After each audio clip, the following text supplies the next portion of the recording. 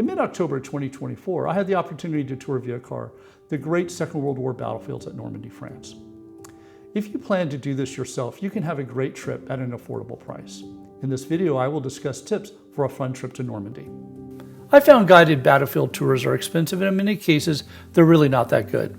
While there are advantages having things taken care of from end to end, it comes at great cost with fixed schedules. I'm an advocate of do-it-yourself battlefield tours. This gives you the power to set the schedule, plan what you want to see, and not be rushed, all at cheaper cost than guided tours. With the tools available on the internet, trip planning is easy. Driving in France, especially Normandy, is straightforward, and having a car allows you to set your schedule and explore. A few housekeeping details before you travel. 1. Purchase an international plan from your mobile provider. Google or Apple Maps work great. It's a huge help navigating around. Also, making reservations and researching historical sites is readily available and translated. 2. Travel with at least 2 credit cards. Ensure through your bank the credit cards can be used in France. Very few locations take cash. Everything is credit cards. I'd recommend taking only a few €100 for walking around money. 3. Since you'll be driving, I would go to AAA and get an international driver's license. It costs $20 and most places don't require it, but just in case, it's good to have one if your rental car agency asks.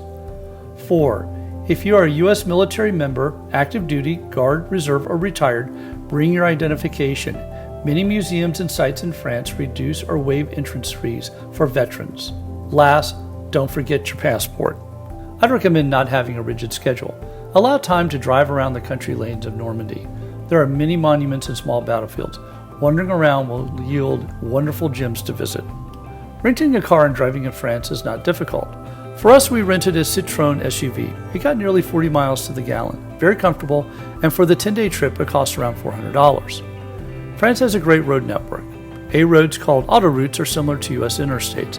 They have tolls that use credit card contactless payment. In Normandy, the national route N13 runs from Caen to Cherbourg. This highway allows visitors to move around the battlefield easily. Country roads are well marked, but use mobile maps for navigation. A warning, don't exceed the speed limit. There are radar monitoring of roadways in France.